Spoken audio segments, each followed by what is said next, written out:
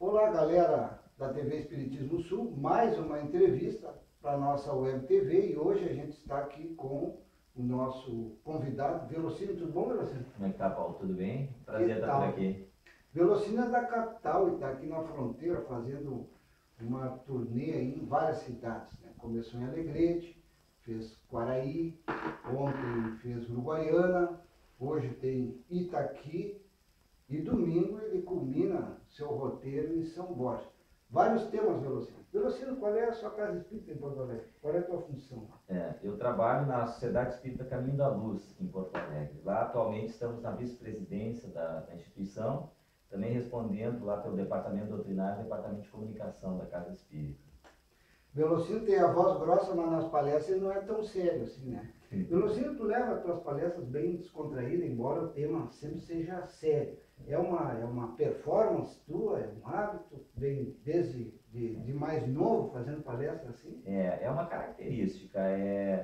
No meu dia a dia eu procuro ser uma pessoa assim bem alegre, despojada, e é uma das formas a gente percebe em que as pessoas mais se identificam com o tema. É uma forma de facilitar o entendimento do tema e da exposição que a gente está fazendo. Quando a gente transita assim muito tempo pelo tema só no contexto doutrinário, a parte teórica, as pessoas vão naturalmente, com acompanhar da palestra, vão perdendo informações. Então é bom entremear todo o conteúdo doutrinário com algum exemplo, uma história mais descontraída. Isso faz com que as pessoas fixem um pouco melhor o que a gente está procurando transmitir. É uma forma de comunicação que tem um resultado positivo. Sabe que hoje, naquela jantinha de espírita, né, um churrasco, né, como diz Emmanuel, a gente ainda precisa desse alimento animal. Nós conversávamos, tem algumas casas em que a gente descontrai a palestra e as pessoas continuam sisudas. É hábito de casa. Como é que tu vê isso, Bruno? Assim, tem algumas casas que a gente vai iniciar uma parte mais descontraída e o pessoal já está rindo. O que é? É a casa que faz palestras muito sérias? É o público? É a região do estado? Como é que tu vê isso? É verdade, a gente que transita aí por vários lugares, a gente percebe que em algumas casas o pessoal é um pouco mais contido, ele responde com mais dificuldade a esta provocação leve de uma risada, de um sorriso. E outras casas, as pessoas, o público é um público mais despojado, um público que responde melhor a esta provocação de uma história. Eu percebo que às vezes é a forma como os trabalhadores da casa, como aquela instituição acabou fazendo com que prevalecesse um modelo de trabalho, de exposição. Então, tem que ser tudo muito sério. E criam nas pessoas também esse condicionamento. Em outras casas, quando tu já tens ali expositores que procuram transitar com mais alegria, com mais jovialidade o tema, o público também vai sendo preparado para isso, estimulado para isso. Então a gente percebe bem qual é o perfil da casa, né? Se mais alegre, mais espontâneo, ou mais contido, mais sisudo, mais sério. Isso é realmente dos dirigentes que acabam levando a casa mais para um perfil do que para outro. Interessante. Eu só queria fazer uma parte aqui no nosso programa, que o Velocino é gaúcho da capital, não toma mate, então eu vou ficar tomando sozinho aqui. O amigo internauta não repare. Velocino, vens trazendo vários temas. Abordaste ontem, muito bem aqui no Uruguaiana, família. Né? Hoje trabalharás com trabalhadores espíritas na cidade de Itaqui, a respeito de um tema pertinente, que é convivência. E tem em São Borja ainda virtudes. E parece que virtudes tu aborda muito bem, né? O caminho das virtudes. Há uma necessidade hoje de nós desenvolvermos essas virtudes. O que tu vê com relação à forma contextual desse tema? Sabes que esse trabalho, evidentemente, a gente usa o recurso da obra do Jason, O Caminho das Virtudes, e que é a extensão da educação dos sentimentos. E me chamou muito a atenção a primeira vez que eu li o livro, esse aspecto da gente deixar a nossa vida se desenrolar sem nenhum controle nosso. Quando eu terminei de ler O Caminho das Virtudes, a impressão que me passou é que a gente está deixando a vida nos levar. Nós somos levados por impulsos, por instintos nossos. Então a gente encarna e desencarna, tem um determinado perfil ou personalidade, acaba desencarnando com essa mesma personalidade. É como se fosse a síndrome da Gabriela que eu brinco, né? Eu nasci assim, eu cresci assim, você sempre assim e vou morrer assim. Então eu não me transformo. E lembro muito de um filme que passou há um tempo atrás, Clique, aquele do controle remoto, que a pessoa passava a vida usando um controle remoto e nas situações que mais aborrecia ela, tinha uma tecla de avanço rápido. Então quando ela apertava aquilo, passava logo o tempo daquele aborrecimento, ela já aparecia lá adiante.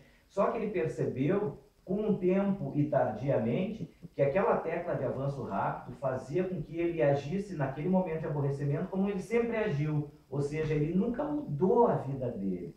Então a gente perde o controle sobre a nossa vida. Então na obra que me chamou a atenção, na obra do Jason, era isso. Então a gente tem levado essas reflexões para a gente poder efetivamente começar a tomar conta da nossa vida. E o primeiro capítulo da obra para mim, valioso. Ele aborda a questão do sofrimento, a causa dos nossos sofrimentos. E a gente muitas vezes é levado a acreditar que a causa dos nossos sofrimentos está sempre fora de nós, né? É o emprego ideal que eu não consigo, é a esposa que eu tenho dificuldade de relacionamento, é o meu chefe que entrava a minha evolução na empresa. Então eu estou sempre encontrando situações externas para justificar o meu insucesso interior. E a obra ela trabalha justamente isso, de nós olharmos para dentro de nós, e esse sofrimento nada mais é do que um sinal interno de que as coisas dentro de mim não estão bem, não é fora. O que está acontecendo fora é uma ilusão, na realidade é reflexo desse nosso mundo interior. Então eu preciso identificar esses sinais externos como tendo origem dentro de mim. Olha, isso me incomoda, mas me incomoda por quê? Porque dentro de mim eu tenho um padrão mental que está em desacordo com isso. Então eu tenho que mudar o meu padrão mental. A minha forma de olhar esse fato tem que ser outra, porque o fato é assim, ele não vai mudar. Interessante, Jason. E quem busca esse caminho torna-se, pelo que a gente está conversando aqui, uma criatura melhor. É uma criatura mais capaz de lidar com a adversidade do dia a dia. E essa tua abordagem, né, a gente já vai fazer o convite para futuramente, né, quem não assistir em São Borja amanhã, mas acompanhar teus trabalhos, tu tiraste do livro do Jason. Fala um pouquinho dessa obra do Jason. O Jason é teu tio, né? Isso, o Jason é meu tio, e nesta obra, O Caminho das Virtudes, então ele começa com esse primeiro capítulo sobre a questão do sofrimento, né? Chegando à origem do sofrimento dentro da alma humana, e que nós criamos o sofrimento. Muitas vezes nós nos educamos a própria educação do sofrimento, porque se a gente vai colocar a nossa satisfação em cima de coisas que naturalmente são volúveis, se a gente colocar a nossa alegria em cima do nosso time de futebol, evidente que o nosso time de futebol nunca estará numa excelente posição, tem altos e baixos. Então, o nosso humor vai variar na medida em que varia também a posição do nosso time na tabela. Se a gente vai variar o nosso humor pela temperatura, se está quente eu estou alegre, se está frio eu estou depressivo. Então vejam, nós criamos situações para o sofrimento. Então toda a causa do sofrimento está dentro de nós. E aí, dali para frente, ele começa a mostrar padrões para modificar esses nossos sofrimentos. O primeiro padrão é o padrão da aceitação, de nós aceitarmos os fatos como são. Nós temos que, então, corrigirmos o nosso ponto de vista sobre aquele fato. Que, na realidade, se a gente diz, olha, eu quero que meu time ganhe, sim, mas isso é o que eu quero, mas isso não é real, isso não acontece sempre. E aí causa um conflito interno, isso? Isso, e aí causa o sofrimento. Sempre que a realidade não está de acordo com a minha intenção, isso causa um sofrimento. Então, a gente quer saúde, passa por um período de doença. Quando está passando por doença, eu sofro. Além de ter o sofrimento físico, eu vou ter um sofrimento emocional, um desgaste emocional. Então a gente tem que aprender a lidar com isso. Então ele trabalha o livro inteiro sobre isso. O primeiro ponto, trabalha muito bem a questão da aceitação. Aceitar situações como são. E olhar para dentro de mim, mas por que que eu sofro por causa disso? Que padrões mentais eu criei e que exigem que a realidade seja de uma maneira diferente. Então, o processo é um processo de busca interior, de alívio dessas tensões emocionais que a nossa mente cria. Tanto que ele usa uma frase de um autor inglês, John Milton, nesse capítulo sobre sofrimento, diz assim: a mente tem seu lugar próprio, pode fazer do inferno paraíso e do paraíso inferno. Então veja, a nossa mente, em qualquer lugar em que a gente esteja, eu posso fazer esse lugar um lugar agradável, um lugar detestável, só depende da minha mente. Duas pessoas que vão estar no mesmo lugar, para uma pode ter um ambiente extremamente rico de aprendizado, para outra tédio. Quem é que está fabricando isso? A mente de cada um. Nós estamos fazendo a leitura daquele fato de acordo com os meus paradigmas. Então, para mudar, eu não vou mudar a realidade é o que é. Eu tenho que mudar a minha maneira de ler a realidade, mudar os meus paradigmas. E aí vem o processo que ele comenta primeiro, que é o processo de aceitação. A gente aceitar aquela realidade, não ser contrário a isso. Isso vai gerar uma intranquilidade interior e um desgaste emocional muito grande, causando sofrimento.